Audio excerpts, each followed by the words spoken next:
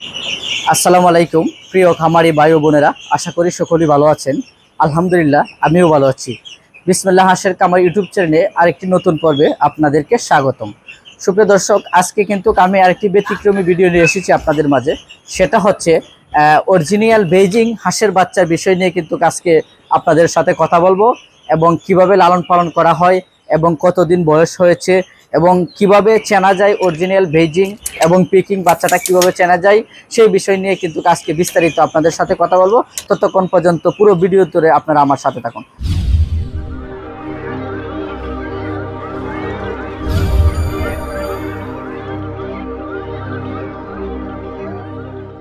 সুপ্রিয় দর্শক, আমার পিছনে কিন্তু আপনারা অসংখ্য বেইজিং হাঁসের বাচ্চা দেখতে পাচ্ছেন, পিকিং হাঁসের বাচ্চা যেটাকে বলা হয়। সেই বাচ্চাটা কিন্তু আমরা লালন পালন করতেছি এবং কিভাবে লালন পালন করতেছি এবং বাচ্চাটা কোথায় থেকে এসেছে, আমাদের নিজস্ব প্যারেন্টস থেকে এসেছে কিনা সেই বিষয় নিয়ে বিস্তারিত কিন্তু আপনাদের সাথে কথা বলবো। সুপ্রিয় দর্শক, এখানে যে বাচ্চাটা দেখতে পাচ্ছেন সেটা হচ্ছে অরিজিনাল বেইজিং এবং পিকিং হাঁসের বাচ্চা। আর বাচ্চাটার বয়স হয়েছে আজকে 15 দিন। 15 দিন বয়সে কিন্তু আপনার বাচ্চাটা গ্রোথ চলে এসেছে প্রায় 300 থেকে 400 এরকম। 15 দিন বয়সে কিন্তু আপনার বাচ্চারা গ্রোথটা চলে এসেছে এবং এবং সেটার বাচ্চাটার কালারটা হবে একদম হোয়াইট, মানে সাদা কালার। এবং এই বাচ্চাটা কিন্তু গ্রোথটা বড় হবে এবং বাচ্চাটা আয়তনটা থাকবে বড় এবং বাচ্চার কোয়ালিটি থাকবে একদম বড় এবং স্বয়ংসম্পূর্ণ। সুপ্রিয় দর্শক, আমাকে অনেকে বলে থাকেন যে ভাইজান, আমরা অরিজিনাল বেইজিং কথা বলি, পিকিং হাঁসের বাচ্চা কিন্তু আমরাকে 2 নাম্বার মানে ব্রিগেড এবং সিগেট হাঁসের বাচ্চাটা যেটা বেইজিং দিয়ে থাকে।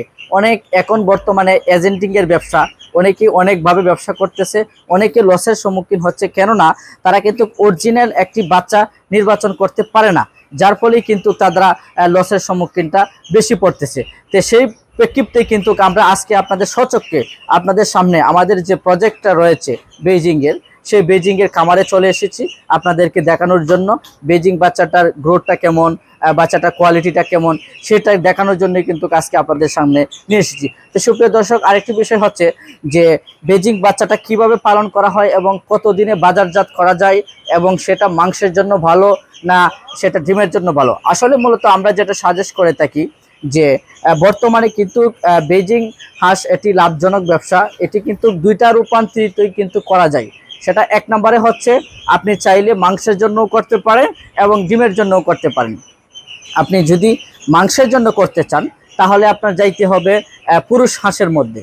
পুরুষটা যদি আলাদাভাবে বাছাই করে আপনি নিতে পারেন, গ্রেডটা সম্পূর্ণ পুরুষ নিতে পারেন, সেক্ষেত্রে আপনার জন্য সবচেয়ে বেটার হবে। মানে আপনি মাংসের চাহিদা যেটা, সেটা পুরুষটা নিলে আপনি খুব সহজেই অতি 3 মাসের ভিতরে আপনি সেটা বাজারজাত করতে পারবেন। এখন যাই আমরা মাংসেরটা বাদ দিয়ে এখন আমরা ডিমের ক্ষেত্রে যাই। ডিমের ক্ষেত্রে যদি আপনি করতে চান বেইজিংটা, তাহলে আপনার নিতে হবে সম্পূর্ণ মহিলা বাছাই করে, সেক্ষেত্রে আপনি একটি লাভবান হতে পারবেন। কেননা আপনি যদি ডিমের জন্য নেন তাহলে তো আপনার মহিলাটাই দরকার, আর মহিলা এবং পুরুষ দুইটা যদি মিক্সডভাবে পালন করেন তাহলে তো আপনার কোনোটাই হইল না। ডিমের জন্য আপনার হলো না, মাংসের জন্য হলো না। সেক্ষেত্রে আমরা যেখান থেকে নিব না কেন, আমরা সেই জাতটা নির্ধারণ করব, সম্পূর্ণ এক গ্রেডে নির্ধারণ করব এবং পুরুষ এবং মহিলা সেটা নির্ধারণ করেই আমরা নিব। তো সুপ্রিয় দর্শক, আরেকটা বিষয় হচ্ছে যে বেইজিং বাচ্চাটা লালন পালন করার কালীন যে আমরা কিভাবে লালন পালন করে থাকি এবং কোন সময় কোন ভ্যাকসিনটা দিয়ে থাকি এবং প্রথম ব্রিডিংয়ের ব্যবস্থা কালীন আমরা কোন ওষুধটা এবং মেডিসিনটা ব্যবহার করে থাকি। আমরা যতটুকু জানি যে একটি বেইজিং বাচ্চা যখন আমরা প্রথম অবস্থায় আমাদের প্যারেন্টসে নিয়ে আসি, আনার পরে প্রথম অবস্থায় আমরা স্যালাইন পানি অথবা লাইসোবিট সেটা দিয়ে প্রথম অবস্থায় আমরা পানিতে দেবো। এরপরে এটা খাওয়ানো শেষ করে একদিন পর্যন্ত কিন্তু আমরা সেটা খাওয়াবো। এর পরবর্তীতে যেটা আমরা মেডিসিনটা ব্যবহার করব সেটা হচ্ছে আপনার এন্ডোসেন, লাইসোবিট এবং বিটায়ে। এই 3টা মেডিসিন আরও 3 দিন পর্যন্তই কিন্তু আমরা ব্যবহার করব। তো ইন টোটালে মিলাই আমরা 4 থেকে 5 দিন এই ওষুধটি যদি ম্যানেজ করে আমরা যদি খাওয়াইতে পারি তাহলে কিন্তু আমাদের ব্রিডিংটা কমপ্লিট হয়ে যায়। সুপ্রিয় দর্শক, যে বিষয়টা হচ্ছে আপনারা ভ্যাকসিনটা কিভাবে করবেন, ভ্যাকসিনটা হচ্ছে আপনারা প্রথমে 18 দিনের মাথায় করবেন, এরপরে 36 দিনের মাথায় করবেন, এরপরে 15 দিন পর পর 2টা স্টেপে বিভক্ত করে কিন্তু আপনারা ভ্যাকসিনগুলো কমপ্লিট করে ফেলতে পারবেন। তো সুপ্রিয় দর্শক, আপনারা কিন্তু দেখতে পাচ্ছেন যে বাইরে যে আপনার ঘরটা নির্মাণ করেছেন সেই ঘরটা কিন্তু একটি পুকুরের উপরে, পুকুরের উপরে কিন্তু ভাসমান করা হয়েছে। আপনারা চাইলে সেভাবে কিন্তু ভাসমান করতে পারেন, যে প্রথমে আপনার পিলার অথবা বড় ধরনের বাঁশ দিয়ে আপনি গেড়তে পারেন। এরপরে ওইটা নেট মানে আরএফএল নেট আছে, বিভিন্ন নেট আছে, নেট দিয়ে কিন্তু আপনারা ওইটা সাঙ্গিটা বেঁধে নিতে পারেন। এভাবে কিন্তু আপনার ঘরটা নির্মাণ হয়ে যাবে।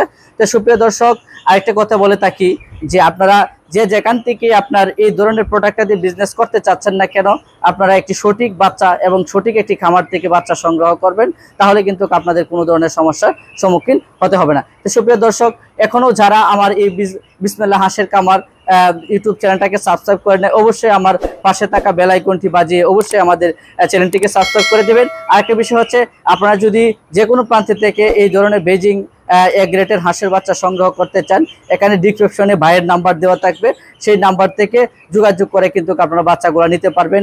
এবং সেই সম্পর্কে রোগ প্রতিরোধ এই ধরনের কোনো যদি সাজেশনও আপনারা জানতে চান, সেখান থেকে আপনারা জানতে পারবেন। যে আজকের মতো এখানেই শেষ করলাম। সকলে ভালো থাকেন, সুস্থ থাকেন, আল্লাহ হাফেজ।